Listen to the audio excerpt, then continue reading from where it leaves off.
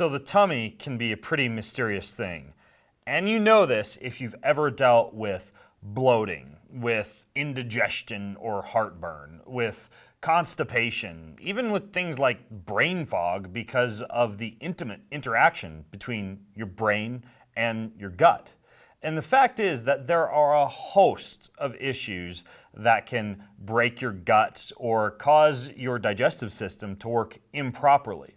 And what I want to tell you about are three of the most common ones that I run across time and time again in people who have gut problems. And also, I wanted to give you just one proven tip that I've used to change my own digestion and my own gut health dramatically. I think you'll be pretty surprised at what that tip actually is. So like I mentioned, there's three things that I find to really affect a lot of people when it comes to gut health.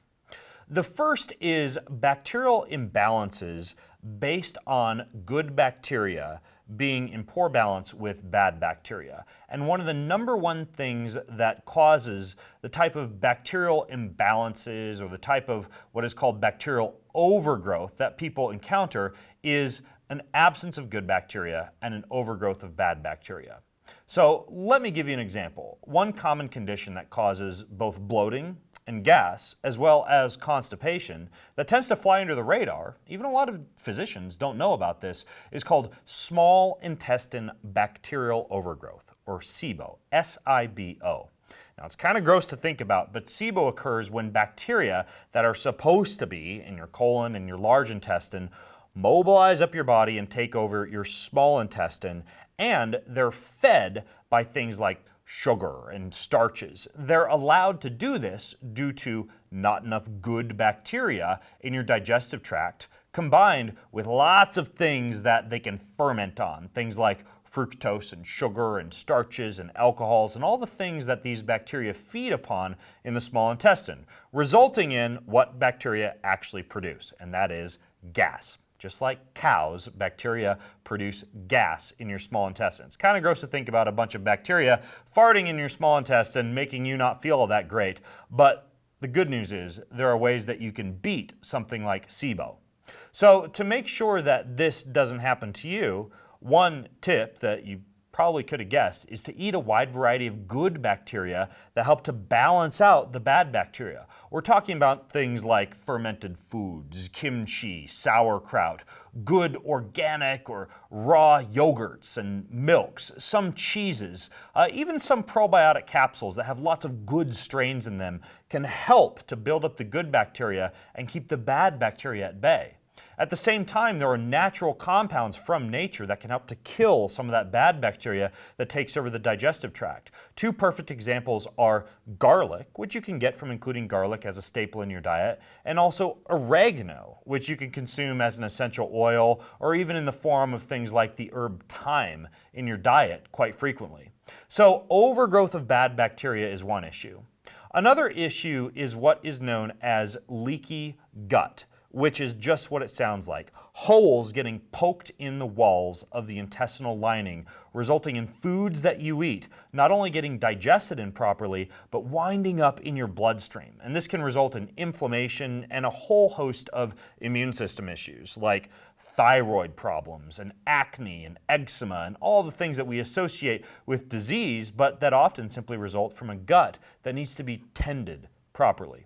So what are some things that you can do to decrease a leaky gut or to heal a leaky gut? Well, you simply want to introduce into your body compounds that help the gut to heal, while being careful to avoid things that can cause inflammation or holes in the lining of the digestive tract. Things that can help the gut to heal would include elements like bone broth, whether it's homemade or bone broth that you purchase.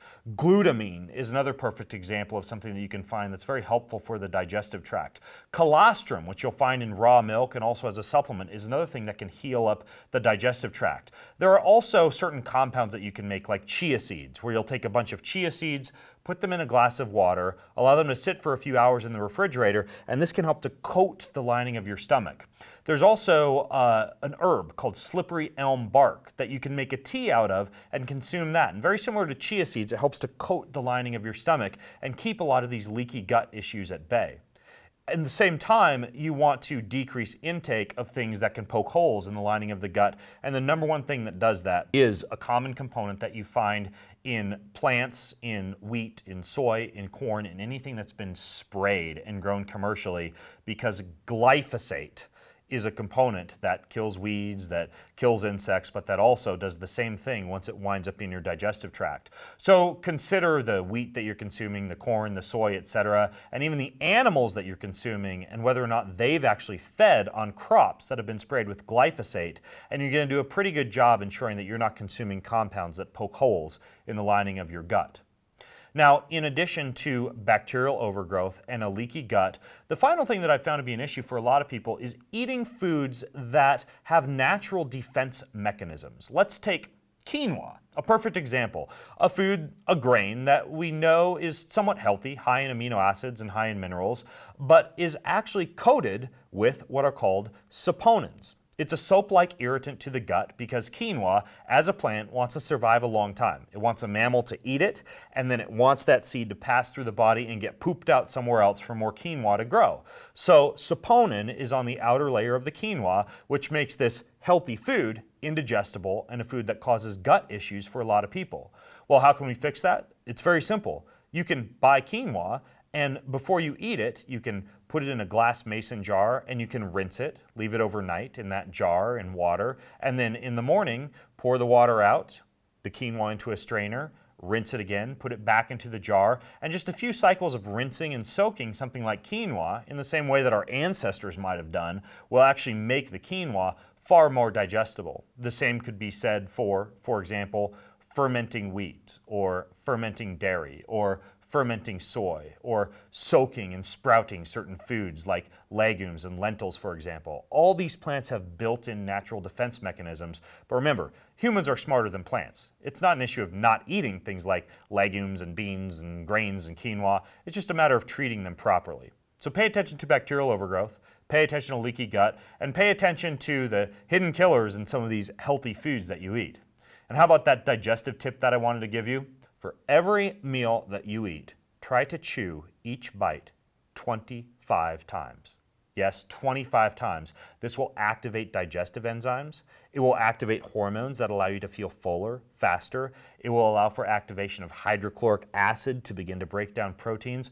All sorts of cool things happen when you slow down and chew your food rather than, as my mother would say, hoovering it.